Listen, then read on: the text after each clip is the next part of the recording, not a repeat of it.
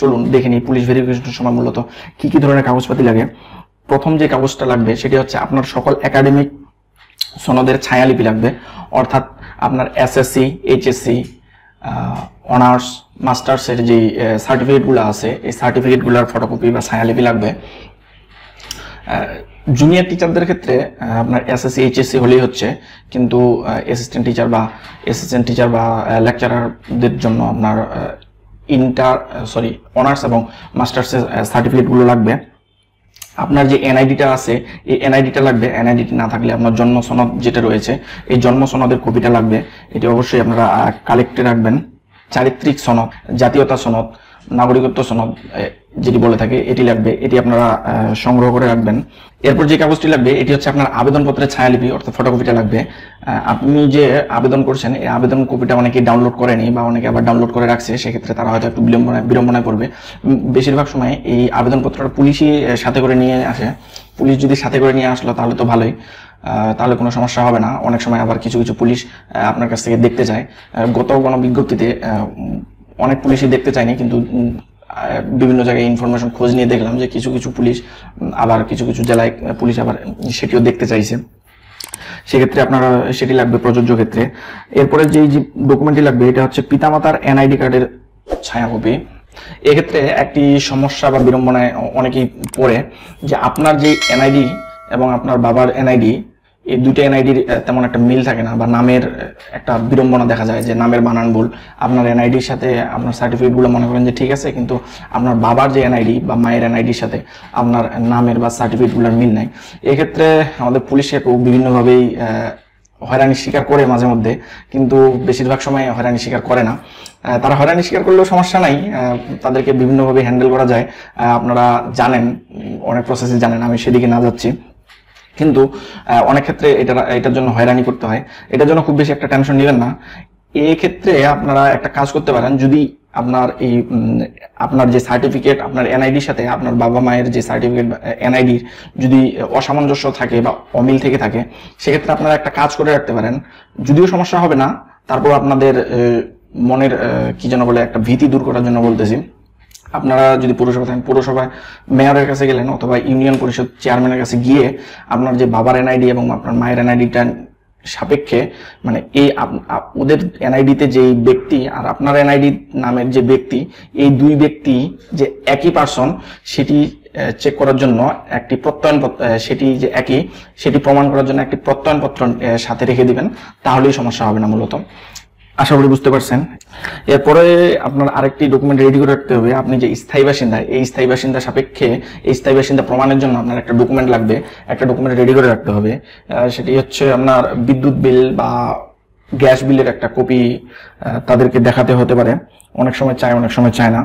মেয়েদের ক্ষেত্রে বর্তমান ঠিকানা এবং স্থায়ী ঠিকানা নিয়ে একটা বিড়ম্বনা করে। মনে করেন যে দেখা গেছে যে আবেদনের সময় মেয়েদের বিয়ে হয়নি, তখন তারা বাবার বাড়িতে ছিল, বা এনআইডি যখন তৈরি হয়, এনআইডি তৈরি করার সময় তারা তাদের বাবার বাড়ি ছিল, কিন্তু আবেদন করার সময় তারা স্বামীর বাড়ি বিয়ে হয়ে গেছে বা তাদের বর্তমান ঠিকানা বা স্থায়ী ঠিকানাটা চেঞ্জ হয়ে গেছে।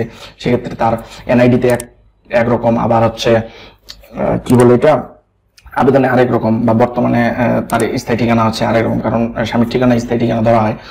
সেক্ষেত্রে হয়তো বা মেয়েরা একটু টেনশনের মধ্যে পড়বেন বা পড়তেছেন। সেক্ষেত্রে আপনাদের টেনশনের তেমন কিছু নাই। এই ডকুমেন্টটা খুব বেশি একটি সমস্যা করে না, কারণ এটি সবাই জানে যে মেয়েদের এই সমস্যাটা হয়ে থাকে। এক্ষেত্রে প্রযোজ্য ক্ষেত্রে হয়তো বা কিছু কিছু পুলিশ যদি এ নিয়ে ঝামেলা করে, সেক্ষেত্রে আপনারা বিয়ের কাবিন যেটা রয়েছে, বিয়ের কাবিনটা দেখাই দিলেই তেমন আর সমস্যা করবে না। এরপরে আরেকটি ডকুমেন্ট মাঝে মধ্যে পুলিশ ভেরিফিকেশনে চায়, যেমন আমার কাছে এই ভিরলের যে হার্ড কপিটা, এই হার্ড কপিটা আছে। এই হার্ড কপিতে যেমন একটা বিষয়ে চাইছে, এই হার্ড কপিতে দেখেন 15 নম্বরে একটি বিষয়ে বলছে কি, শিক্ষার্থী যে প্রতিষ্ঠানে সর্বশেষ অধ্যয়ন করিয়েছেন উহার প্রধানের নিকট হইতে একটি চারিত্রিক সার্টিফিকেট দিতে হবে। অর্থাৎ আপনার সর্বশেষ যে প্রতিষ্ঠানটা রয়েছে এই প্রতিষ্ঠান থেকে আপনার একটি প্রশংসাপত্র লাগবে। সেটি হতে পারে চারিত্রিক সনদপত্র, সেটি হতে পারে প্রশংসাপত্র, সেটি হতে পারে ট্রান্সক্রিপ্ট বলে কি, হ্যাঁ, আর অথবা সেটি হতে পারে হচ্ছে আপনার যে টু হুম ইট মে কনসার্ন, বা যে কোনো নামেই হোক একটি প্রশংসাপত্র বা একটি সার্টিফিকেট আপনার প্রতিষ্ঠান থেকে লাগবে। এই ডকুমেন্টগুলো আপনার রেডি করে রাখতে হবে। এই ডকুমেন্টগুলো আপনারা রেডি করে রাখবেন। এখান থেকে কোন সব সব ডকুমেন্টগুলো লাগবে। আবার কিছু কিছু পুলিশ ভেরিফিকেশনের সময় এখান থেকে সব ডকুমেন্ট চায় না, দুই একটা ডকুমেন্ট হয়তো নাও চাইতে পারে। কিন্তু দেখা গেছে যে ওভারঅল বিশ্লেষণ করে যে বিষয়টা দেখতে পারলাম যে পুলিশ ভেরিফিকেশনের সময় এই ডকুমেন্টগুলো চেয়ে থাকে। এই ডকুমেন্টগুলো নেবেন। চতুর্থ কোনো বিজ্ঞপ্তিতে এই ডকুমেন্টগুলোই চেক করছে। এবার বিজ্ঞপ্তি দিলে বোঝা যাবে যে এতে মূলত কোনো পরিবর্তন আসতেছে কিনা। প্রিয় ভিউয়ার, এই উপরে উল্লেখিত যে ডকুমেন্টগুলোর কথা বললাম, এই ডকুমেন্টগুলো আপনারা রেডি করে রাখবেন। এই ডকুমেন্টগুলো পুলিশ ভেরিফিকেশন প্রয়োজন হবে এবং অনলাইন সাবমিটের সময় এই ডকুমেন্টগুলো প্রয়োজন হবে। এছাড়াও পুলিশ ভেরিফিকেশন নিয়ে কিছু প্রশ্নের সম্মুখীন হয়েছি বা বিভিন্ন জনে কলে মেসেঞ্জারে আমাকে বিভিন্ন ধরনের কোয়েশ্চেন বা বিভিন্ন বিষয়ে জানতে চাইছে। যারা জানতে চেয়েছেন তাদের উদ্দেশ্যে বা আপনাদেরকে ক্লিয়ার করার জন্য আমি কিছু কোয়েশ্চেনের অ্যান্সার করতেছি। 1 নম্বরে আছে হচ্ছে বর্তমান ঠিকানা স্থায়ী ঠিকানা আলাদা দিব নাকি একই দিব? আপনার বর্তমান ঠিকানা স্থায়ী ঠিকানা আমি সাজেস্ট করবো একই দেন, সেক্ষেত্রে আপনার বিড়ম্বনা কম হবে। কারণ বর্তমান ঠিকানা এবং স্থায়ী ঠিকানা আলাদা আলাদা দিলে দেখা যাচ্ছে যে হচ্ছে আপনার পুলিশ ভেরিফিকেশন 2 জায়গায় হয়ে থাকে, সেক্ষেত্রে একটু ঝামেলা হয়ে থাকে। আমি সাজেস্ট করবো যে বর্তমান ঠিকানা এবং স্থায়ী ঠিকানা আপনি একটাই ব্যবহার করেন। 2 নম্বর কোয়েশ্চেন হচ্ছে কোনো মামলা থাকলে কি নিয়োগ পাবো না?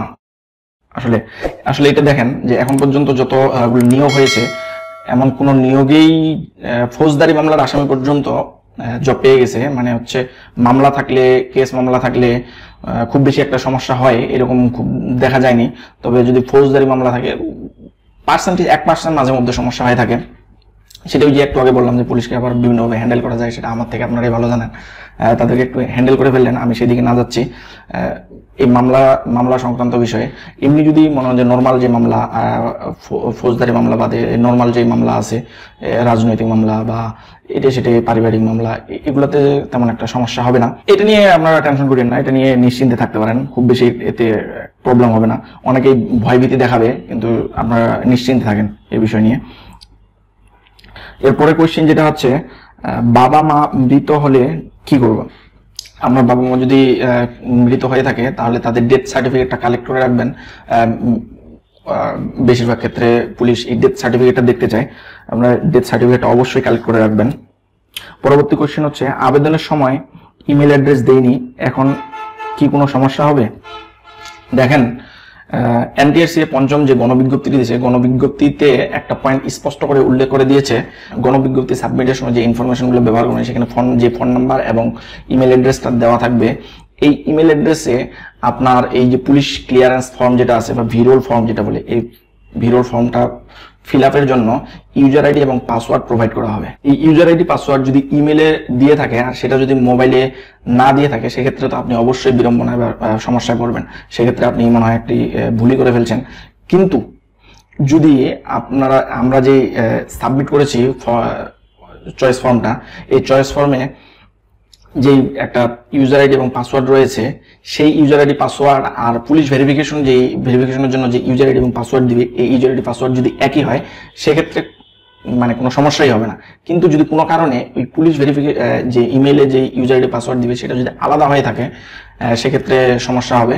এর পরবর্তী একটি কোয়েশ্চেন হচ্ছে সর্বশেষে অধ্যয়নরত প্রতিষ্ঠান প্রশংসাপত্র আমার কাছে নেই, এখন করণীয় কি? দেখেন, আপনার কাছে যদি সর্বশেষ যে শিক্ষা প্রতিষ্ঠানে আপনি অধ্যয়ন করেছিলেন সেই শিক্ষা প্রতিষ্ঠানে যদি প্রত্যয়নপত্রটা বা প্রশংসাপত্রটা না থেকে থাকে, তাহলে আপনি অবশ্যই সেটা কালেক্ট করে রাখেন। কারণ পুলিশগুলো এইসব ছোটখাটো বিষয় নিয়ে অনেক ঝামেলা করে, আপনারা এখন থেকে সেটি কালেক্ট করার যুদ্ধে নেমে পড়েন। পরবর্তী একটি কোয়েশ্চেন হচ্ছে ডকুমেন্টগুলো অনলাইনে সাবমিট করার সময় সাদা কালো সাবমিট করব নাকি রঙিন সাবমিট করব? ডকুমেন্টগুলো আপনি দুইভাবে সাবমিট করতে পারবেন, আপনি সাদা কালো সাবমিট করতে পারবেন বা রঙিনও সাবমিট করতে পারেন। তো অনলাইনে কোনো ডকুমেন্ট দেওয়ার সময় সেটা রঙিন কপিটা দেওয়াই হচ্ছে সব থেকে বেস্ট। আপনারা রঙিন কপিটা দেওয়ার চেষ্টা করবেন। সেক্ষেত্রে আপনারা হচ্ছে বিভিন্ন কম্পিউটারের দোকান আছে, কম্পিউটারের দোকানে গিয়ে সেগুলো স্ক্যান করে এক সেট স্ক্যান আপনার কাছে রেখে দিবেন, গুগল ড্রাইভ বা আপনার মোবাইল যেখানে রাখতে পারেন, এই এক সেট ডকুমেন্ট আপনার কাছে রেখে দিবেন। বিভিন্ন জায়গায় বিভিন্ন কাজেই লাগবে। এর পরবর্তী একটি কোয়েশ্চেন হচ্ছে যে স্ক্যান কপি এর সাইজ কেমন হবে? স্ক্যান কপি সাইজ A4 সাইজের হবে। স্ক্যান কপিটা PDF টাইপের হতে হবে।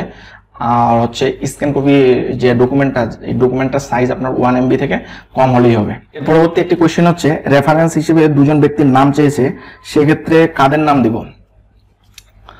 দেখেন, আমি যদি একটু ফর্মটা বের করি, এই যে ফর্মটা, এই ফর্মটাতে একটা বিষয় স্পষ্টভাবে উল্লেখ আছে, যাদের নাম উল্লেখ করতে হবে তাদের বিষয়ে স্পষ্টভাবে এখানে উল্লেখ আছে। এই ফর্মটার 16 নম্বর পয়েন্টে দেওয়া আছে, প্রার্থীর চরিত্র ও পূর্ব পরিচয় সম্পর্কে সাক্ষ্য দিতে পারেন, কিন্তু প্রার্থীর সহিত আত্মীয়তার সূত্রে আবদ্ধ নহে এমন দুই ব্যক্তির ঠিকানা সহ নাম।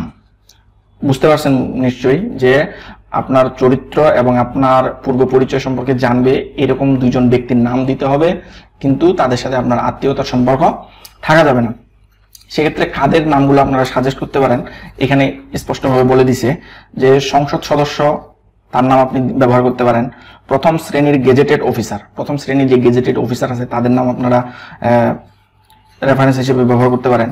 বিশ্ববিদ্যালয়ের অধ্যাপক, বিভিন্ন যে বিশ্ববিদ্যালয়, সরকারি বিশ্ববিদ্যালয়গুলো আছে বা সরকারি কলেজগুলো আছে, এই কলেজগুলোর যে অধ্যাপক বা লেকচারার আছে তাদের আপনারা নাম ব্যবহার করতে পারেন।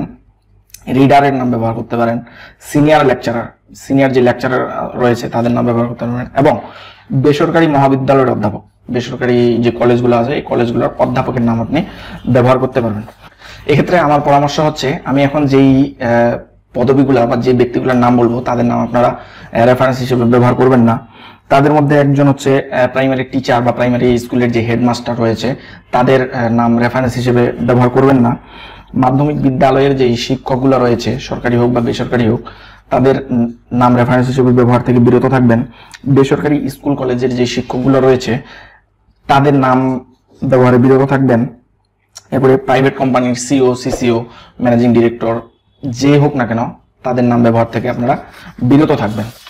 এরপরে আপনারা প্রাইভেট ব্যাংকের কর্মকর্তা বা কর্মচারীদের নাম ব্যবহার থেকে আপনারা বিরত থাকবেন, অথবা সরকারি প্রতিষ্ঠানের কোনো দ্বিতীয় শ্রেণীর কর্মকর্তা বা কর্মচারীর নাম ব্যবহার থেকে আপনারা বিরত থাকবেন। এরপরে চেয়ারম্যান এবং মেম্বারের নাম রেফারেন্স হিসেবে ব্যবহার থেকে বিরত থাকবেন। পৌরসভার মেয়রদের নাম ব্যবহার থেকে বিরত থাকবেন। এইসব ব্যক্তিদের নাম ব্যবহার থেকে আপনারা অবশ্যই বিরত থাকবেন। এদের নাম ব্যবহার না করাই ভালো। প্রিভিয়ার বিভিন্ন জায়গা থেকে তথ্য সংগ্রহ করে সেই তথ্যগুলা ভ্যালিডিটি যাচাই করে অনেক কষ্ট করে আপনাদের জন্য ভিডিও তৈরি করি। সেক্ষেত্রে আপনাদের পক্ষ থেকে একটু রেসপন্স তো আমি আশা করতে পারি। আপনারা ভিডিওটি, আমার চ্যানেলটি অবশ্যই সাবস্ক্রাইব করে ভিডিওটি শেয়ার করে দিবেন। আর আপনারা বিভিন্ন অনলাইন মাধ্যম বা বিভিন্ন ব্যক্তি পুলিশ ভেরিফিকেশন নিয়ে বিভিন্নভাবে ভয় দেখাচ্ছে, এতে ভয় পাওয়ার আসলে তেমন কোনো কারণ নেই। তবে বিষয়টা যে একেবারে ফেলে দেওয়া যাবে না। এনটিআরসি পুলিশ ভেরিফিকেশনে খুব বেশি একটা সমস্যা করে না। বিসিএস বা আপনার অন্যান্য যে ফার্স্ট ক্লাস যে চাকরির জবগুলো আছে সেগুলোতে পুলিশ ভেরিফিকেশন অনেক বড় একটা ভূমিকা পালন করে। এনটিআরসিতে খুব বেশি একটা ভূমিকা পালন করে না। এটা মনে করতে পারেন যে একটা ফর্মালিটি। তবে আপনাদের দিক থেকে আপনারা যদি ঠিক থাকেন সেক্ষেত্রে তেমন কোনো সমস্যা হবে না। প্রিয় ভিউয়ার, ভিডিওটি কেমন লাগলো আপনার মতামত কমেন্টে জানিয়ে দিন। আবার বলছি, ভিডিওটি শেয়ার করে অন্যকে দেখার সুযোগ করে দিন। ভিডিও সম্পর্কে যদি কোনো জিজ্ঞাসা থাকে, এনটিআরসি সম্বন্ধে কোনো যদি জিজ্ঞাসা থাকে অবশ্যই কমেন্টে লিখতে ভুলবেন না। আজ সকলে সুস্বাস্থ্য কামনা করে আজ বিদায় নিচ্ছি। দেখা হবে অন্য কোনো ভিডিওতে। ততক্ষণ চ্যানেলটি সাবস্ক্রাইব করে পাশে থাকুন। আর হ্যাঁ, ভিডিওটি যদি ভালো লাগে, ভিডিওটি যদি ইনফরমেটিভ হয়ে থাকে তাহলে ভিডিওটি অবশ্যই একটি লাইক দিয়ে ভিডিওটি শেয়ার করে দিবেন। বিদায় নিচ্ছি। আল্লাহ হাফেজ। আসসালামু আলাইকুম ওয়া রাহমাতুল্লাহ।